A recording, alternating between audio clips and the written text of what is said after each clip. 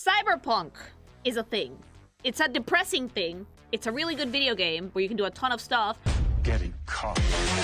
But it's also an anime, and it's an anime that is produced by none other than Studio Trigger, which if you guys know some lore about Lily, I am, to quote my husband, a gigantic Trigger cocksucker, okay? So I love their animations, and I love their character design. So when I heard they were working on Cyberpunk, I immediately jumped at the chance to watch this. Disclaimer, it was so sad that I couldn't finish it, but I still watched a big chunk. And today I want to talk about the characters for Edgerunners, which was the first season that they did, because they actually announced a second one. But I think it would be nice to talk about the characters from Edgerunners, because there's a lot of concept art and stuff that we can go over, and just kind of like see how Trigger took the cyberpunk aesthetic, which is very grungy, very futuristic, very fun, and put their own spin on it. Because if you've ever seen any cyberpunk media, like the game or like Blade Runner, you'll know that it's kind of gritty. It's very neon, but it's also, there's some darkness about it. And with Trigger, their main thing is like color and vibrance. So I want to see how they did it with Edgerunners. So without further ado, So we start with the main cast. We start with our boy David Martinez. So David, right?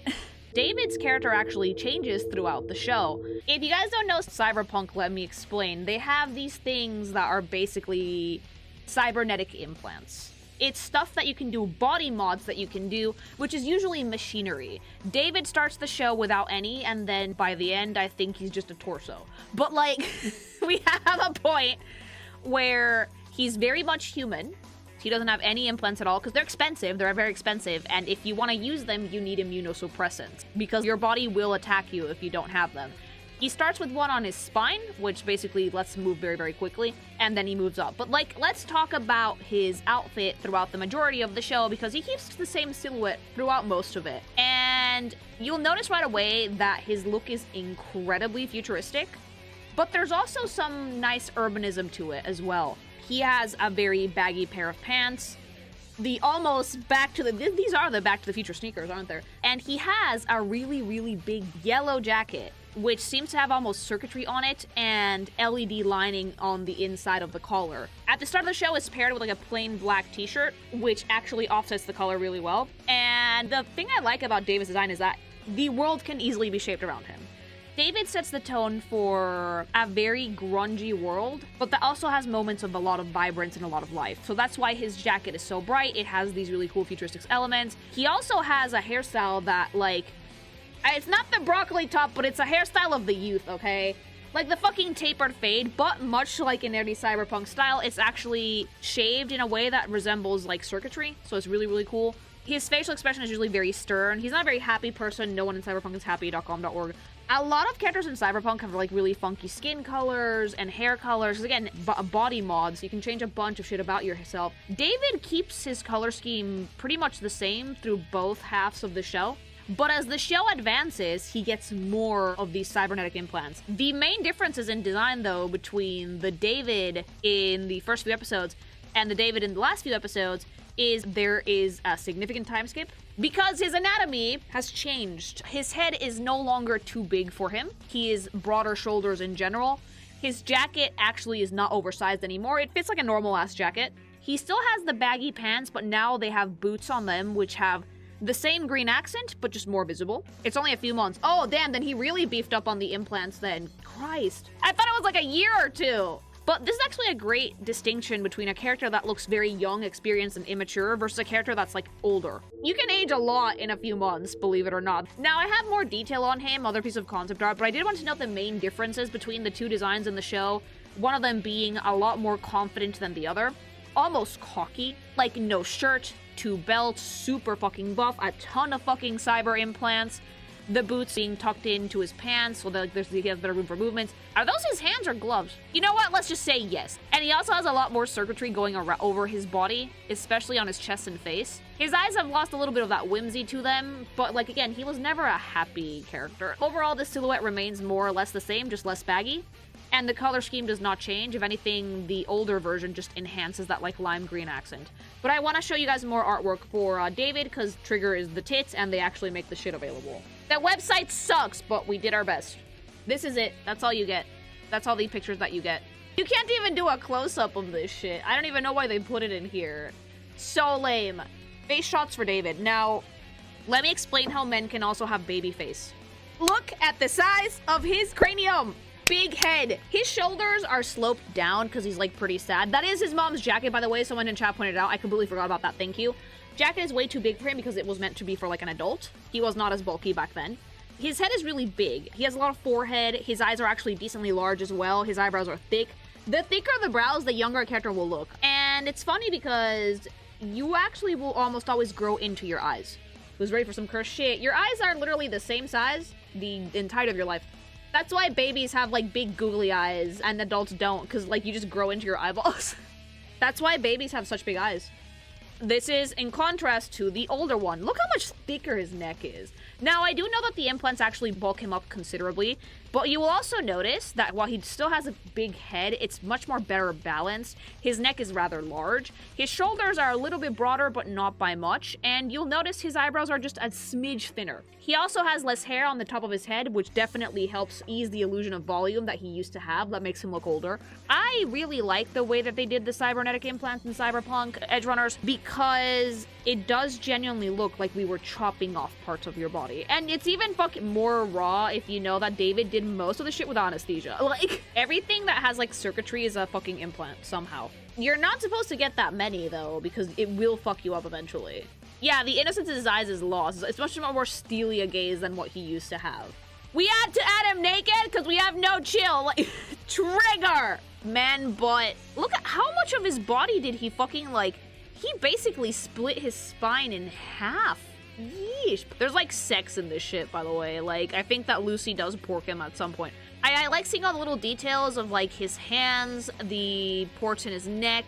Because like every human has at least that much mods. It's just a little neck port that lets you store information. But it's interesting how the body mods that David has mirror actual musculature. So they did put some thought into designing this stuff and making it look a way that was unnatural, but at the same time quite fit the character. I don't know what he's carrying on his shoulder, but I think it's meds, because when you have that many implants, you need to fucking keep yourself supplied or your body will destroy itself. And this is baby David. So when David starts the show, this is basically all he has. An implant on his hand and the one on his neck. And the reason why the strongest accent color he has is that blue purplish LED thing on the back of his jacket is because the focal point of the character has to be the face. And if your design is very busy or design has a lot of interesting elements, as most of the Cyberpunk ones do, you need something eye-catching near the face. Otherwise, it's going to be very, very difficult for you to focus on that. And especially with animation, you want expressions to be readable, you want the facial features to be readable. And with Edgerunners, I think that putting that little blue element on the jacket did miles and miles and miles good. And with that, that was David. Also, if you want to have the energy to fight cyber-psychosis or embrace it, whatever fucking floats your boat, may I suggest... Gamer thoughts. A ridiculous amount of flavors, 100 servings per fucking tub, good, clean energy. No crash out, no headache, no feeling like garbage the next day because you fucking chugged too many. Not to mention, this shit is 40 cents per serving, guys. It's literally the most affordable energy drink on the market. You can also try out AFK if you have trouble eating, or just do the caffeine-free version. It's great flavor, an amazing way to kick soda. And may I present to you the brand new bleach flavor! If you don't want to try any of the stuff out, though, make sure you use code Geekymation at checkout for 10% off your entire order, or go to gamersubs.gg/Geekymation. So let's keep going, because we have some girly pops. Hold on, I need to, like, preemptively, because I know... Not only is she like a top-tier anime waifu, Lucy, to me, cyberpunk perfection. Because she has an outfit that is simultaneously super sci-fi, super sexy, but perfectly fits the setting. A lot of the times when I see outfits that are supposed to be futuristic, they commit the sin.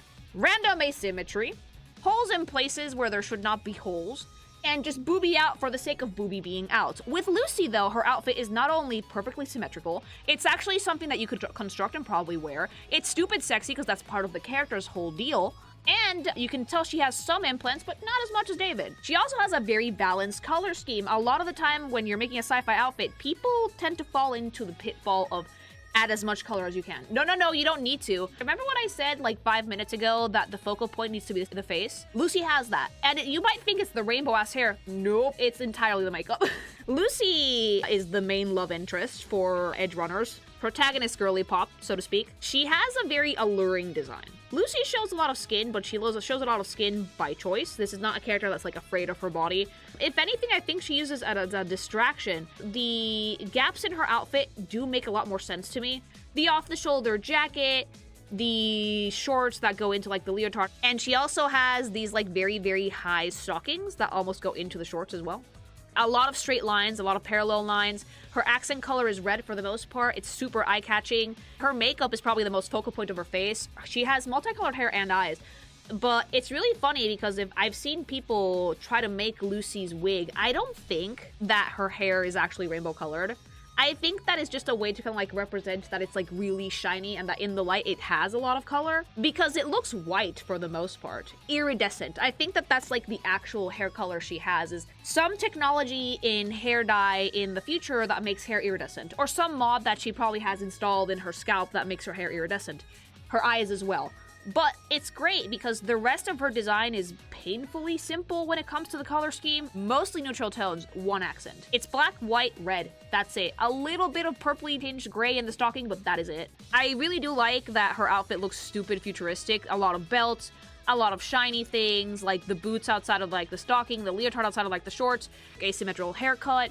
Really cool makeup, eyes that seem to shift colors, the crop jacket that seems to almost be held in place by wire instead of draping naturally on her shoulders. These are the types of things that you can get away with in a sci-fi setting because you have the technology to basically make some form of anti-gravity clothing. And it's very sexy, but somehow it's not very distracting, if that makes sense, because she has such a compelling story that you don't really care about the way that she looks. But the Ooba Badoobas is just a bonus, chat. Like, Lucy has a very interesting face. You will notice immediately that her shape language is really sharp. She has really like pointy eyes, pointy brows.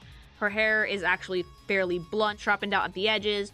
Her eyes are very iridescent. She does have cyber eyes because normal eyes don't have this type of hue to them in the slightest. But they have the same color scheme as the hair, more or less. Her makeup is very interesting because it almost seems permanent. You can tattoo your eyeliner on, fellas. I would not recommend it, but you can do this if you want to. Same with your lipstick. She has red lips and red eye makeup, which looks very, very beautiful, and the hair is iridescent. Now, I personally think that the way that Trigger drew this was actually very smart for animation purposes. If you did this in a 3D model, you could probably add an iridescent effect, no problem, but for 2D, I think that the best way to go about it would be something like this. Just show like blunt lines in like very light pastel colors. That way, the hair still has like the illusion of being iridescent / white, but it doesn't clash with the clothing. And Lucy is one of those characters that if her hair was any more saturated, because it's very light, I think that she would have clashed a little bit with her outfit, and her hair would have been not just the focal point, but a complete distraction. So keeping it pastel was actually a really, really good move. It still has very much Trigger's signature, and Trigger's signature, if I may say so myself, is vibrancy. And Lucy is actually in a ton of stuff. She's in Guilty Gear, she's in Wuthering Waves. Like, it's kind of like Tubi, anything for money. Like, okay, so what I do want to show is that Lucy actually does have some implants as well, besides the one on her neck, obviously. She has a bunch of connecting ports on her back and in the back of her head. Now, being a hacker, so to speak, she can actually directly connect into networks. I think that's what the implant on the back of her skull is for. The neuroport, as it's called, yes. Dangerous place to put it because the back of your brain is what keeps you alive. I like it though because it almost looks like her head is detachable. She looks like a build-up Barbie. And most of her implant work is actually light pink and purple, so it's not as severe as David's. Lucy seems to have augmented herself with a lot more finesse. Lucy, I don't think she got any more mods than these. But yeah, you can actually see in the concept right here that like the hair is meant to be one solid color, it just has iridescence to it. Now, Lucy also has a younger self in the show, young Lucy. This one's actually a pretty simple design. You'll notice that unlike the older version, she is covered from head to toe, and her expression is a lot more severe. She's not as soft. Yeah, trauma baby, very young teens to like barely like pubescent. I cannot peg this as any older than like 12 or 13 years old. She has the same iridescence to her hair, but it was much shorter, and she only had the red triangles underneath her eyelids as opposed to the ones on the sides as well. The eyes were already cybernetic, and you cannot really see any implants on her except the ports at her neck. And again, let's talk about aging up a character. Unlike the older Lucy, you can tell this one is young for a few factors. 1, head is gigantic, so much bigger than it is as an adult. You kind of grow into your skull as you get older, especially your eyes. 2, she's not very curvy. She has a hint of a waist, but for the most part, the silhouette is almost rectangular. These shoulders are very narrow as well, and there's not a lot of curves. She has no hips, no shapeliness to her legs at all. This is a child. This is a kid. This is how you design a preteen character that's actually a preteen. Keep this in mind. Because usually, the term we colloquially know as loli, fun fact, they are drawn like children, but they are also not. So they give them a bit more curves, they make them a little bit more shapely for some unholy reason that we all know what it is. But for the most part, that's the distinction between a character that's like a loli and a child. The outfit for younger Lucy, though, is interesting, though, because it's actually fairly severe. It contours her body pretty well, but it leaves, like, no openness. In fact, I'm willing to bet that one of the reasons why Lucy dresses the way that she does is because these outfits seem pretty constricting. Very corporate, very dark, very kind of sad, honestly. If I had to dress like this every day for most of my life, the second I was like old enough to dress myself, yeah, I would probably turbo slut it a little bit. And we had to have it. This is what her implants look like. You'll notice that they're so pretty and so subtle compared to David's. Boonga boonga. Lucy kept her shit pretty clean. Lucy's augmentations is mainly on her spine, and I'm guessing it's to support that like neuro enhancement that she has on the back of her skull. They're done mainly in pink and purple, and I can guarantee you that these were not done by a back alley doctor because it does not seem to have any severe scarring. And I think that part of the reason why the hair is kept short is to like show off that implant that she has. I love we added the fucking implant on the spine in a flattened out way on the back because that makes it a lot easier to work with. Animation is the devil's work in the sense that it's not super difficult if you know what you're doing, but it is tedious and it is repetitive. But for the most part, when it comes to animation, consistency is king. So these types of references are an absolute must. People who probably worked for the shots in Edgerunners that had Lucy in them had every single piece of concept artwork that I showed you on their desks. And this is the front and back of her outfit as well, the other implants that she has, mainly like her hands, same as the little ports on her neck. And the back of her outfit, I love because girly puppy half cheeks out.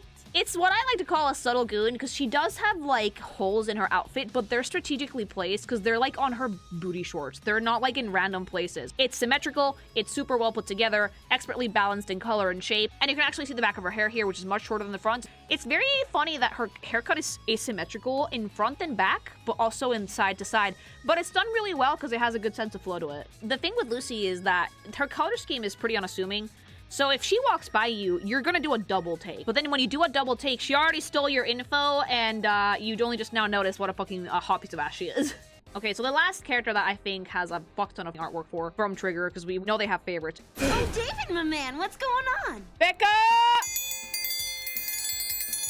I love Becca, by the way. She's the tits. Just high choom. As I said previously, the more you go on down the line of the cast of the Edgerunners people, the less human they look. Becca's pretty up there. Now, the thing with Rebecca, right, is that Rebecca actually embraced the aesthetic body modification instead of just doing implants for specific things. She has blue skin, blue hair, and her eyes seem to have been replaced completely with this like red and green little combo here.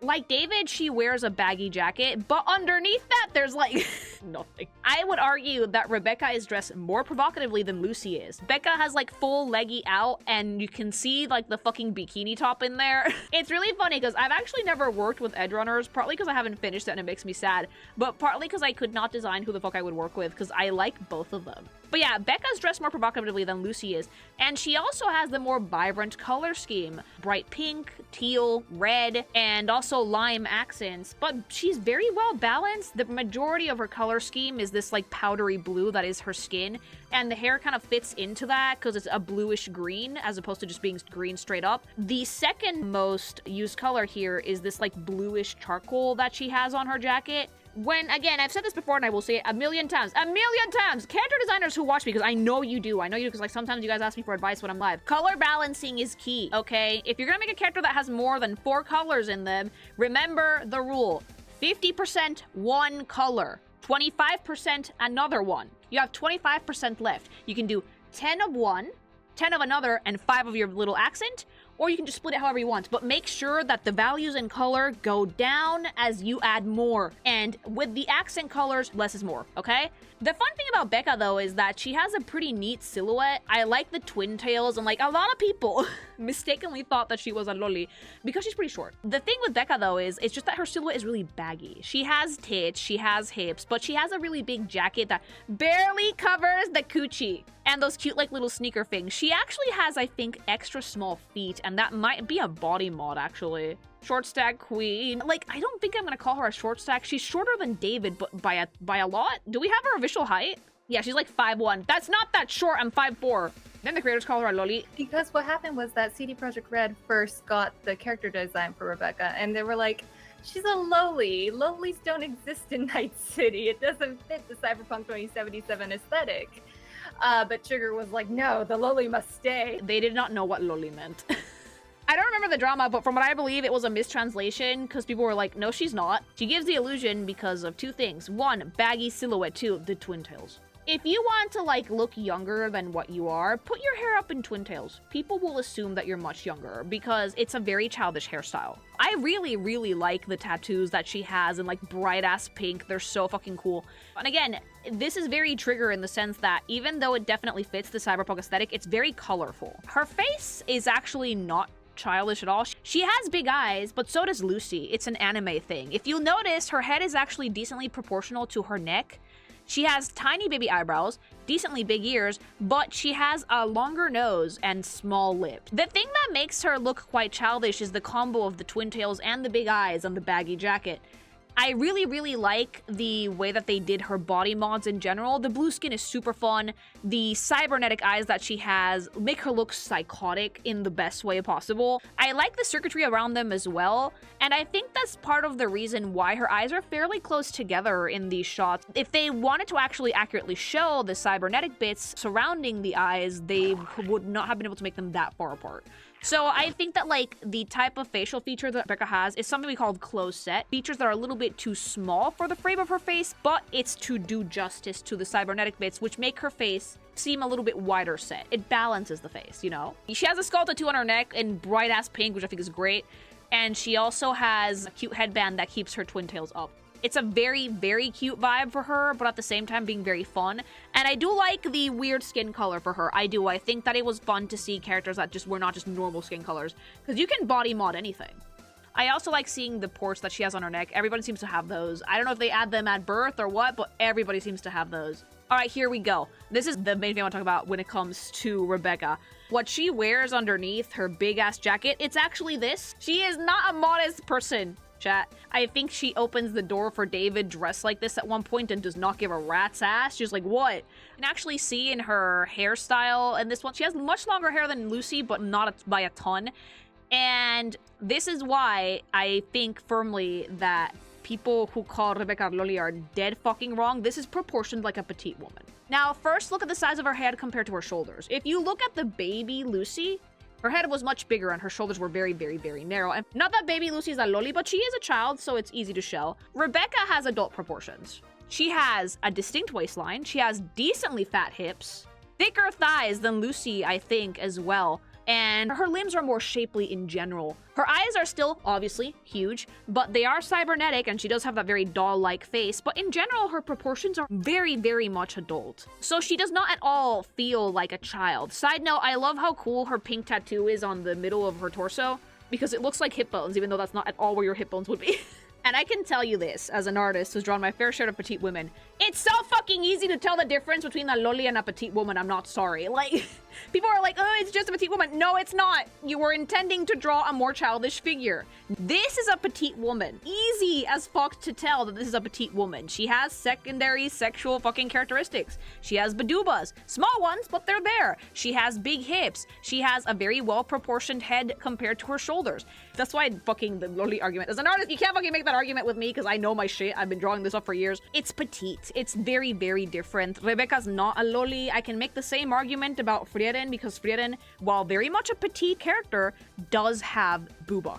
She does have hips. They're just not that big. Banned from life from all the lowers. Oh, it's okay. I'm not gonna miss them. One thing to notice though about Becca is that her feet are incredibly small, which is very funny because the rest of her body's proportioned pretty normally. I really like that like dead-ass doll look that she has without the twin tails because you actually can't see the cybernetic bits of her eyes except for like the bottom, and her mouth is really tiny, so she just kind of looks like a doll. And again, masterful use of color. The color balance is there. 50% is done in blues. In this, I do include her hair. It's a greenish blue. Then you have a 25 in pink, and then it's broken down between the fucking black bikini and the colors in her eyes with the one accent color that she needs. But yeah, I wanted to show this bit of contour because it very clearly shows that Rebecca's not meant to be underage. She's in her like 20s and it shows, you know?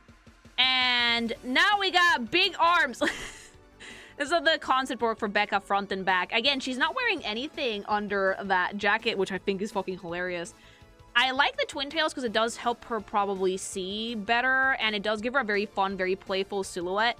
The arms, I don't remember if I ever got to see them in the show, but you know what? They add a ton to the silhouette. This make it even more playful and more fun, and again, the color balancing is actually very well done because both the red and the blues play off to the colors that already exist, and I like seeing the way that her outfit works from the back. Mama, this girl barely wears things.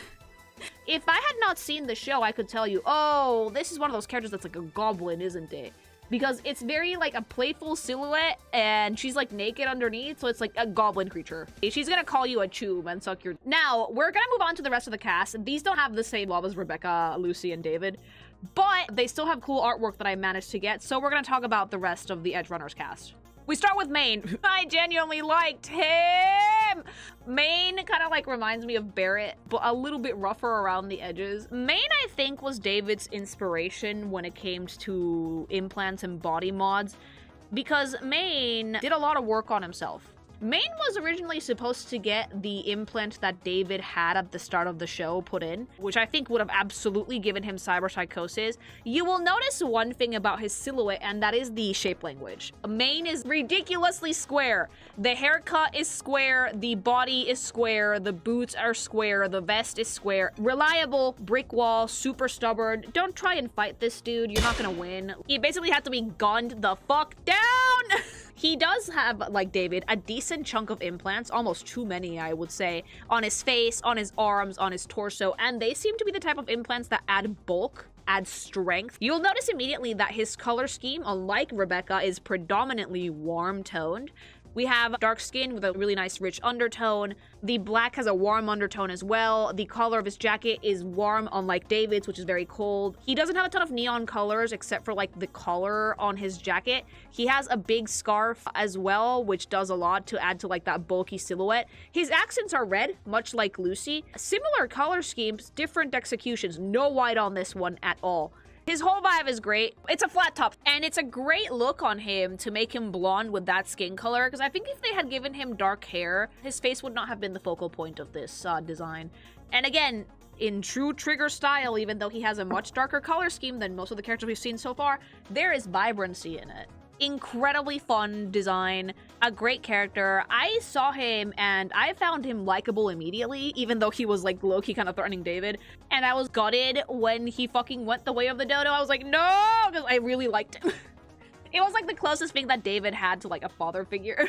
He doesn't overshadow David because of use of color, because he's a lot bigger than David is. And he also dresses a bit more cyberpunky, but you can also see how much David misses him in the post-time skip version of himself. Because they have almost the same silhouette.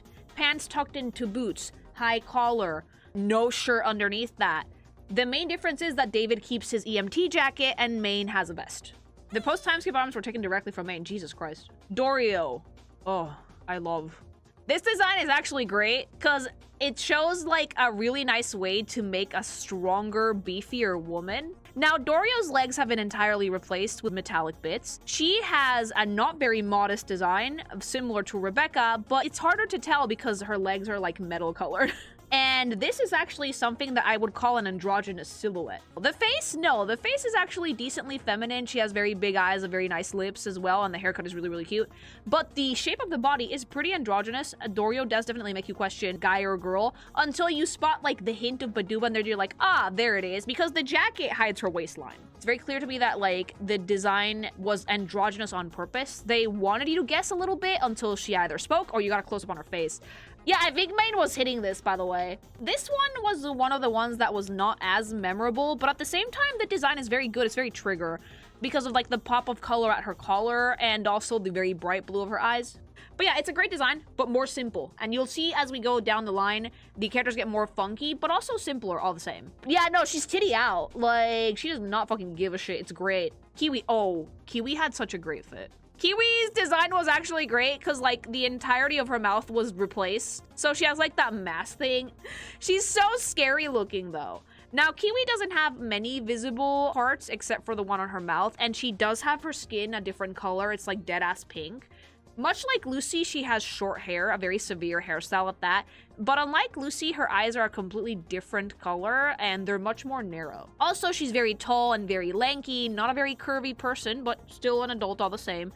I mainly liked her clothes. I feel like her clothes are cyberpunk perfection because like she has the jacket that's cut like a normal trench coat, but then they added details like the honeycomb pattern on the lining, on like the fucking outside of it, her tights being like cybernetic, very much circuitry coated, big boots. She also has like this like half vest thing and the black belt that add a ton to it, and then like the face mask implant just kind of ties the whole look together. It's a very cool vibe in general. Tech Witch, no sloppy toppy from Kiwi. Pilar, his implants are a little bit more out there than most. Gigantic fucking arms, elegant bone, gold hands, no shirt, very gangly, lanky body.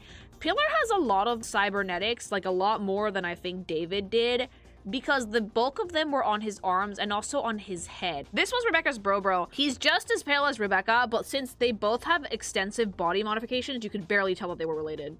He made fun of someone and he got shot for it, and it was like, oh, I already knew that it was gonna be like pretty shocking and like sad and shit, but when Pilar was got, it was like, oh boy. I like his design silhouette though, because unlike Maine, who's very steady, sturdy, square, Pilar is very angular, triangular, intense, very, very, very pointy, like super long fingers, super long arms. The mohawk is actually super spiky. His face is really, really sharp too. And the color scheme is painfully simple. Gray, black, yellow. That's it. And the reason for that, I'm pretty sure one red accent is very likely because of the amount of implants that he has. Pilar's focal point, it's not his face, it's actually his hands. You are allowed to do this, by the way. Pure rat energy. He's not even ratty at all, he's just a douche. So Pilar has a pretty simple design and pretty good movement. And like, you can tell that the Trigger animators had a really fun time animating him. Hello, and welcome to the Faraday, bad guy, 3 eyes, 4 eyes. Yeah, he has bastard energy. Faraday, I think it's bad guy. He looks excessively corpo. You'll notice with the rest of the Edgerunners that they have very casual, very urban fits. And then people like Faraday have like a full suit, but a more sci-fi version of a suit. Most of the implant work that they have is on their face. Very clean-cut hairstyles, normal-ish skin colors for the most part, and very well-tailored clothing. An incredibly well-made suit with a distinct sci-fi vibe to it, but it's just a suit. This is someone who can afford really, really good level quality clothing and also dresses really nice. The Edgerunners cast was like shirt off, titty out, butt cheek out. No one cared. But if you're a big corporate, if you're a big business person, your first impression is going to matter so much. But he also has distinct bad guy energy because his facial expression is very severe. It's not at all rounded out. Even his implants have a lot of angle to them. The 3 eyes make him look incredibly sinister. Most people have fucked with their face a little bit, but this is the most I've seen other than like the missing jaw. And yeah, it's kind of horrifying. I'm incredibly impressed by this. I'm not gonna forget Faraday, mainly because the suit is so iconic. Falco. This is actually one of the few characters I would say does not look like he fits into the Cyberpunk universe. He looks like he's in the wrong timeline. He's very steampunky. You can tell he has some of like the first bits of cybernetic tech. The fucking mustache is insane. I love his hair. And unlike most of the cast, he is actually dressed really modern. Not futuristic, just modern. It's a fucking normal white fucking shirt, a vest, and some gear that he has attached to like his back and his hip. His pants have a little cybernetic touch, but not much else. Hell, I don't even think he has ports on his neck, does he? But yeah, Falco has a more old-timer design. I do like it though. It's pretty cool. And then we got Adam Smasher. Who the fuck are you? This is not a person, this is a robot. This is a robot with a brain in it, I think.